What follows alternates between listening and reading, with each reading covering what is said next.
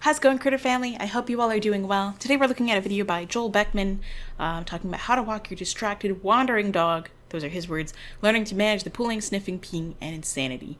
So those are all his words, what he sees it as. I see it as a way of that's his filter versus my filter. If your dog is distracted on a walk, chances are that you're working in an environment that they're already over threshold. So it's like teaching your kid to do geometry at Disneyland, or he's in class and everybody else is at recess, right? So you want to, he or she or they, you want to start working with them in an environment where they're able to focus on you and actually retain that information. So if you have a dog that pulls a lot and you can't go outside because of all the distractions, try practicing indoors and then practicing with just the front door open and they can see those distractions. If your dog gets too distracted, close the door. You're not even going outside yet. Sometimes you have to practice just going out the front door and going back in. And you slowly work your way out, to the real world, to different distractions. Training is management, and it's for the life of the dog. You have to have realistic expectations. If you want to use pause reinforcement properly, I'll say. If you don't care about, what method you use with your dog, then I guess follow Beckman. But that's just the way I see things. I explain things through my filter, how I see them, and I try to explain them from the way that he clearly sees things out of his filter. I like the little, that's a cute little Christmas tree. Collars, no prong collars, very few treats. Here's the concept. Criteria Cute little for dog. you turning or correcting is them leaving you on a walk. It is not them pulling. Once they are pulling, it is too late. When they leave you, that's when you are going to turn. They are going to hit the end of the leash of their own accord. Actually, they don't. He takes the rest of the slack out of the lead. The dog doesn't just stop and just post himself like a tree and the dog goes to the end of the leash. He pops him. He takes the slack out of the lead. So he is popping the dog. It's called compulsion. It's yank and crank style. It's nothing fancy. He always says it's his special technique. It's not a patented technique. It's literally just compulsion. Yank and crank. You pop the dog. It's not anything special. I can appreciate he doesn't use prong collars or anything like that, but he'll pop a dog 25 times in a row to teach them, so that it's still not helpful. I'm not saying a prong collar would make it any better or any safer or easier. The dog probably stopped pulling a lot quicker, but that's not the point. The point is that this method sucks, and that's why there's better, more scientifically proven, appropriate methods with less physical, traumatic injuries that can happen to the dog, and less psychological issues the dog can develop. Walk the other Behavioral fallout is the word I was trying to think of. way where it is more boring. I want you to understand that concept. The turning method is not meant to correct the dog necessarily.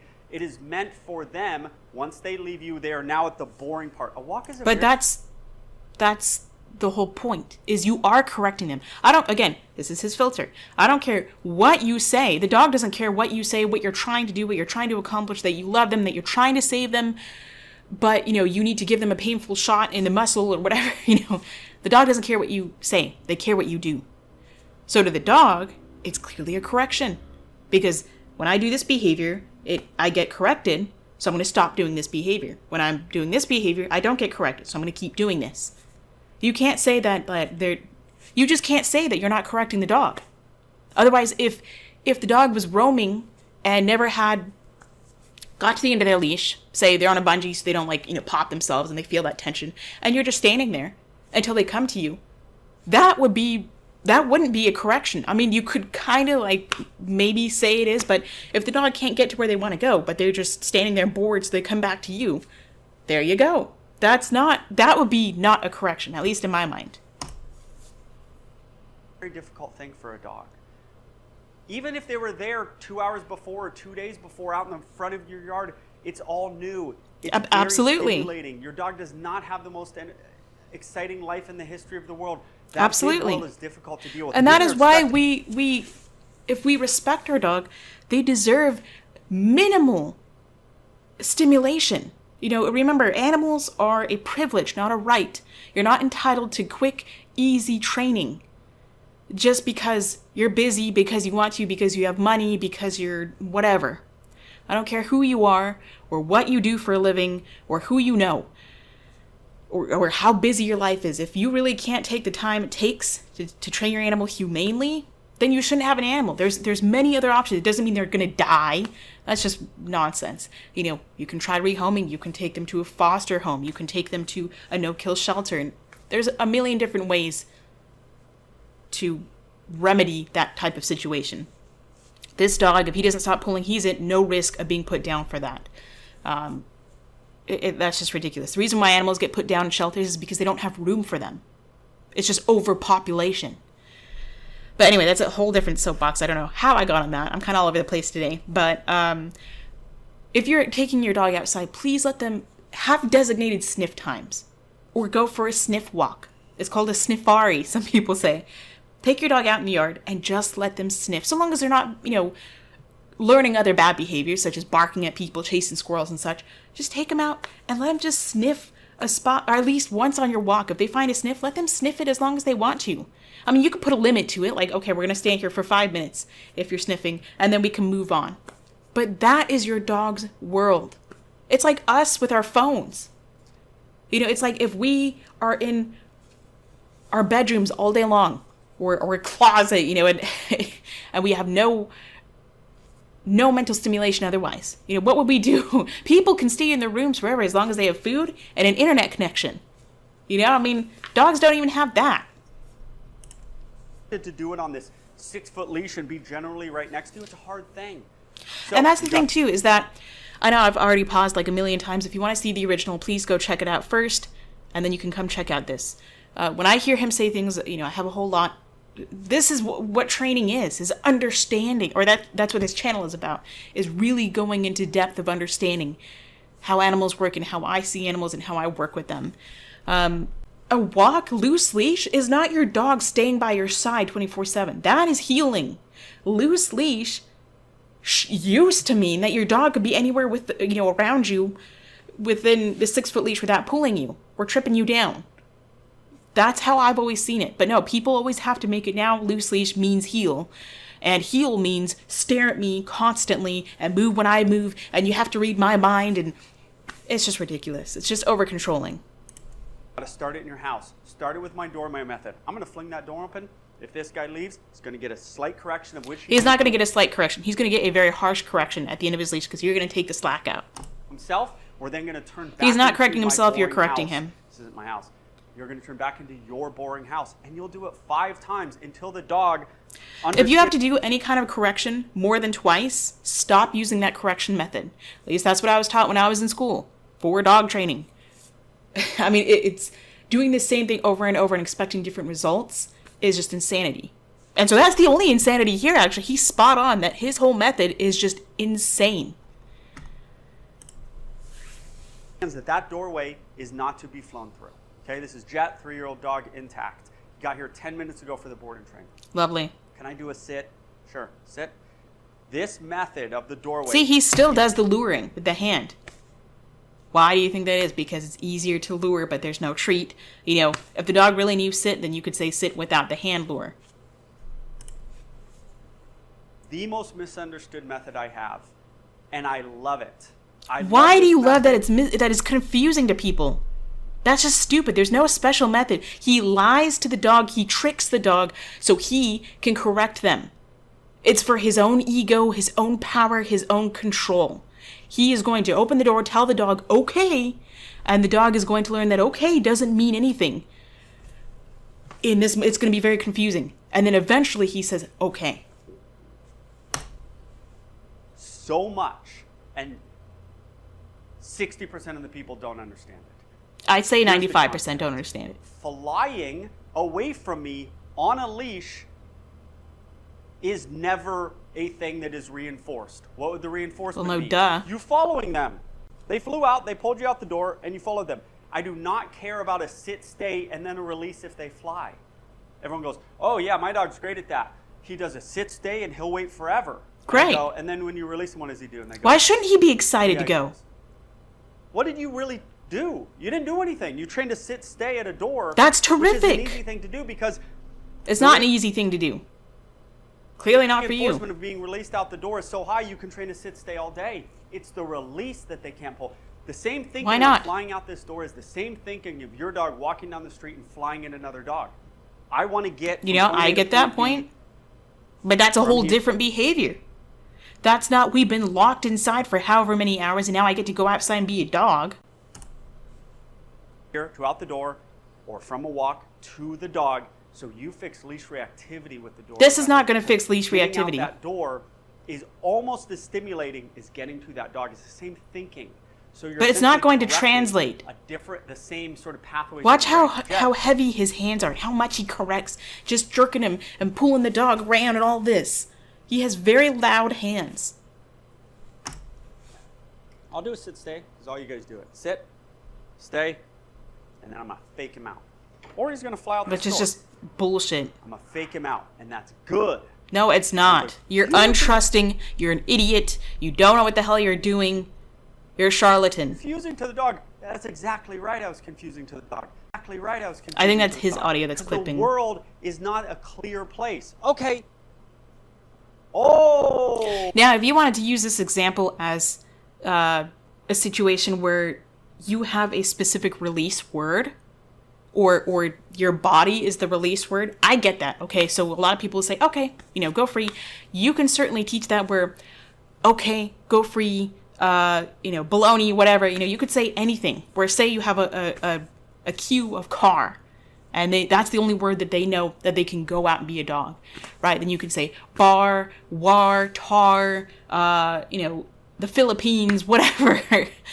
You can say all these words and teach your dog that even if it sounds familiar or it sounds close to the word, it's not the word. Or you can say anything and show any kind of behavior, and you can teach them not to go out with that, not by using this method, of course.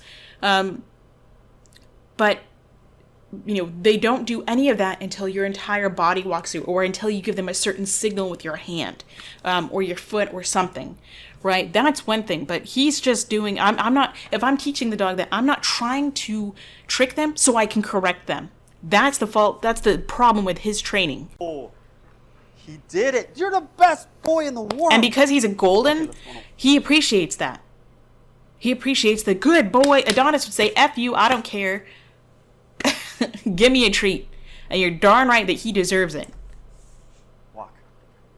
Oh, I'll do this all day. Even though he's good, he's not perfect. That's the thing, is that he expects everything to be perfect, and I guarantee you that he is not perfect. No one is perfect. Why are you trying to make a dog perfect you met 10 minutes ago? It's not about being perfect. This dog is already perfect from my point of view. That's all the owners want. Owners don't want a perfect dog, and they're not going to ever have one. That's the problem, is everybody's trying to accomplish the perfect animal. And it doesn't exist. You need to have realistic expectations. You put these unrealistic expectations on our animals and our children and ourselves, and this is the world that we live in. Is he checking in with me on the way out the door? You want your dog to walk down the street, see a dog, get all worked up and go, where's that guy? Where's that guy? Where's that guy? I'm not going to tell you what to think. He tells you all the time, you want to think this, you need to think this, you think whatever you want. What I like to think of is, I don't want my dog to get all worked up. I don't want my dog to have to feel trapped and say, where's this guy, because I'm afraid I'm going to get hurt, or where's this lady. I would not like to have a dog, and the dogs I work with, I teach them to be able to see something else and associate, oh yeah, I look at my person, mom, dad, whomever, and I get something good from that. I get a reward from that. I get to go play. I get some kind of reward. It doesn't have to be food. But they see the other dog and they associate that with, I don't even need to play with this other dog because mom or dad or whomever my guardian is so much better. And that may entice, that may mean that you have to do some moving around. Yes, you actually have to work. Don't be a lazy stick in the mud. Don't just stand there and expect your dog to be perfect. You have to put the work in. Otherwise, you don't get to complain. I mean, I get it when you have difficult cases. I understand that. But if you're not willing to actually put the work in, then don't bother complaining. I mean, if a dog sees another dog and they start to get anxious, that's my fault because I'm pushing them too far in their training. They're not ready for that. So I take that as a moment to say, okay, this is what we got to work on more. We need to work on keeping you below threshold and exposing you to other dogs more often in short little intervals. The goal is to prepare the dog. So he's not really doing that. He's being good enough. He's being very good. Good enough for this dog to go home at the board and train. Yes, it is. It absolutely is. I don't know what the heck you expect out of a dog. He is absolutely fine. I mean, he got here 10 minutes ago, so I wouldn't expect him to be. Okay. Oh. So he's going at a sniff, still looked at you, but you didn't see it. You looked away. Okay. Now, I'm surprised. Usually, he doesn't let the dog go unless he goes first. Okay, let's walk. This is your driveway. I hate this mean. I said let's walk. It's not a cue. Where's he going? Ouch. Where is he going? Because he's a golden, he's a very soft breed of dog, and by soft I mean sensitive, where you can get away with this. If you did this to Adonis, my Shiba, God rest his little soul, he would ignore you more, he would fight you more, and he did. He taught me how to not be stupid and follow stupid advice like this. I mean, I trained Adonis way before I even ever heard of this guy. But I would never even try these methods anyway. Anyway, he's a golden. He has a soft temperament. Of course, he's going to, I hate how he drags him to him and then he knees him in the face. And then drags him to him and knees him in the face. It's just, it's learned helplessness. A heel with board and trains or with clients. Drag. I train loose leash walking. I want to be able to walk and be free. And not the dog can't be free though. And not give treats all the time. Not giving the dog a single chance to smell this new environment. Drag, drag, drag, drag. The walk is for the dog, not the human. I know Caesar says that I'm going on a walk. The dog is lucky enough to come along. It's a privilege for them to come along. No, you got it backwards. The walk is for the dog. Sniffing is very important for them. If all you can do when you go on your walk is let your dog have one sniff the entire walk and let them sniff it for, I don't know, you can put a cap on it. After 3 minutes, you can smell this one area or a couple smells. You get 3 minutes worth of sniffs at the very, very least. That's like, you know how many people can't exist without their phones? People can live in their house and never leave as long as they have enough food and an internet connection. Dogs don't even get that. I'm not saying let your dog sniff it every 2 steps. I get that. But give them some kind of sniff. That's their world. Leave it. So right now you should be working on just one behavior. Loose leash walking or leave it. Okay, don't worry about bundling all these cues. It's going to be confusing to the dog. Concept of them following your Again, he says, you want to train the concept. I'm not going to tell you what you want to train. You tell me. I'm not going to tell anybody that you want to train the dog to follow you, because I think that's just totally BS. I do not care if the dog is following me behind, in front of me, or getting a piggyback ride. Okay? I don't care, as long as they're not pulling me down the street, or acting like a maniac, or tying me up and switching every 5 minutes, circling around me, okay? I get that's still normal dog behavior, and I don't fault the dog on that. But, of course, I understand that can be frustrating. So we work on that with realistic expectations. I work on dog time, not on douche time. Your body language, and them understanding that this 6 See, the dog is smart. They're learning to avoid him. But he doesn't ever realize that. He just drags him up so he can correct him again. That is attached to them, of which you understand the concept of. No reward whatsoever for this dog for following him. No rewards. Only ever punishment.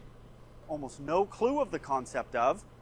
And jerk him because he's not going fast enough. I don't care. He's trying to go to the camera guy because he's trying to avoid this jerk. They say that there's an issue with purely positive training, which no one ever calls that. No one in the positive reinforcement realm calls it that. But if you're going to say we're purely positive, you're purely punitive. You are purely punishment-based. This is what purely punishment-based looks like. Compulsion. Go. This dog needs to cue off of me. I don't care that he wants to smell the ground and stop at everything. I am not going to beg him with a treat. Well, if you did, what happened there with that cut? What happened with that cut? Did he slip out of his collar? Because you were yanking on him too hard on a loose collar and you had to tighten it? I didn't make that cut. And he says, I'm not going to beg him with the leash. Well, if you're begging, you're not doing it right anyway. He doesn't get any reward for following you anyway. He only ever gets corrected. So why should he follow you if he doesn't get anything for it? I mean, he's going to try as the dog. He's going to say, hey, maybe I can get away from this loser, this weirdo, this creep that keeps correcting me, that I'm not going to have any bond with, but he expects me to follow him like a god. He just said, oh, the leash matters. This guy matters. Oh, now you're the greatest. Okay, now we have another cut. So how long have you been doing this? What happened, Joel? Did you kick him in the face? I'm not saying you did, but we don't know what happened. I'm not saying he kicked him in the face, but anything could happen with that cut. What happened in that training? Now he's sitting. How long have you been working on this? Well, I guess if you wanted to go back, you can use the trees as like a sundial and see how far the shadow has moved to see how far the sun has gone, how many hours have passed. I don't know how long he's been doing this, but why did you have a random cut twice? I always question that. It's true. What?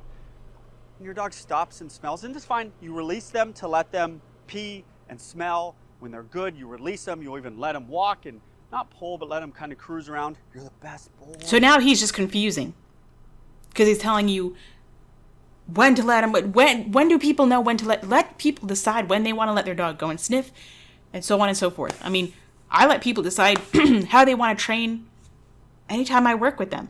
And if they want to use his type of methods, I don't work with them. It's as simple as that. You're so good.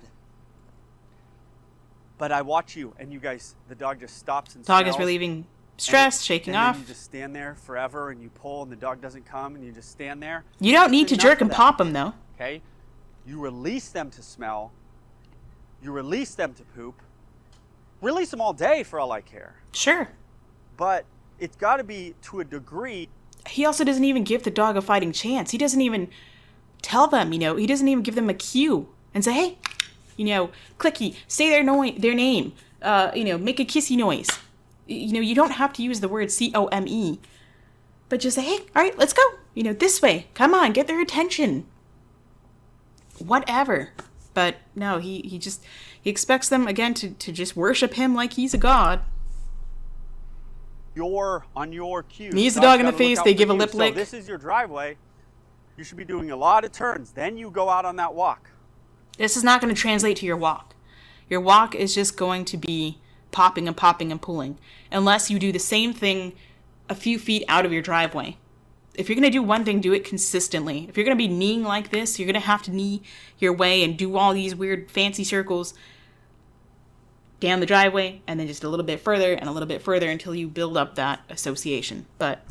Or you can, check out my video. I don't care. You can check out my video. I have a description. I show how I taught my Shiba, Adonis, and so many others. I show you exactly how I teach to give into leash pressure. I'll even put Kikopup's video down there as well. There's so many, Zach George has them. There's so many other great alternatives. You don't have to follow me, but there's great alternatives to doing this where your dog will want to follow you and not because they have to with the leash. As soon as this leash goes undone, this dog is going to run. And then guess what? He has a whole other trick for how to catch the dog that tries to avoid him. But he doesn't realize that he's the problem. He's causing this problem. You notice he smelled. He constantly stopped. Leave it. He constantly stopped. That was a bit late. And smelled. And then I gave him that one correction. And this dog went, well, we didn't see that one correction. We didn't see it. What happened? I don't know. My guess would be that he tried to pop him so hard his collar slipped off and he had to go chase him and put it on. I don't know. Okay. Did I hurt the dog with that one correction? Absolutely not. I don't believe you. Maybe the dog yelped. And that's why he cut it out. because he couldn't have a dog yelping and saying, I didn't hurt them. If the correction didn't cause some kind of form of pain or discomfort or fear, it wouldn't have worked. So you did hurt the dog in some way, emotionally, psychologically, physically.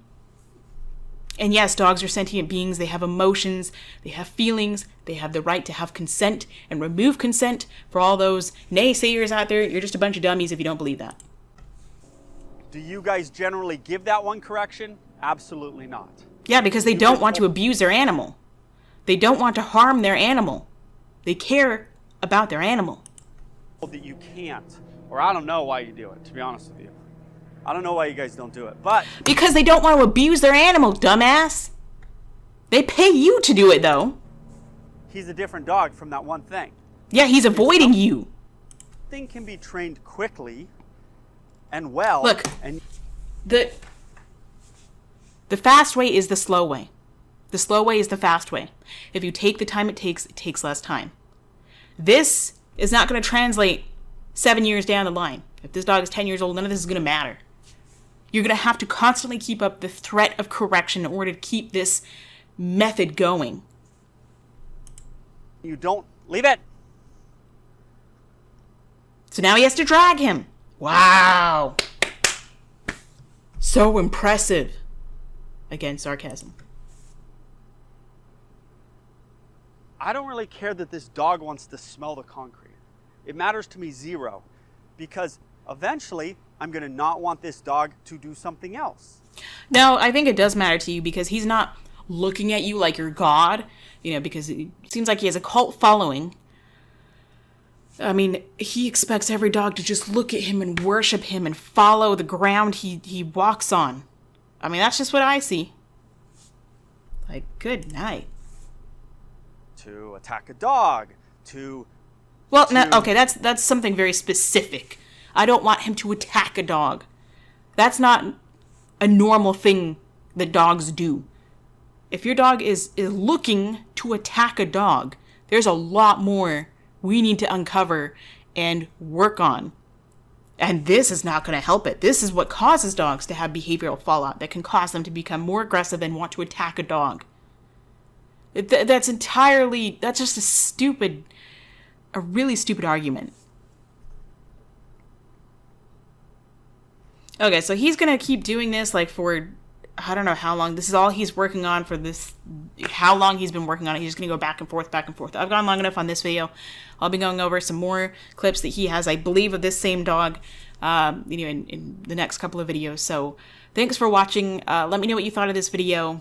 Please go give your little critter some kind of loving for me. Say howdy do. And in the meantime, practice peace, patience, and positivity.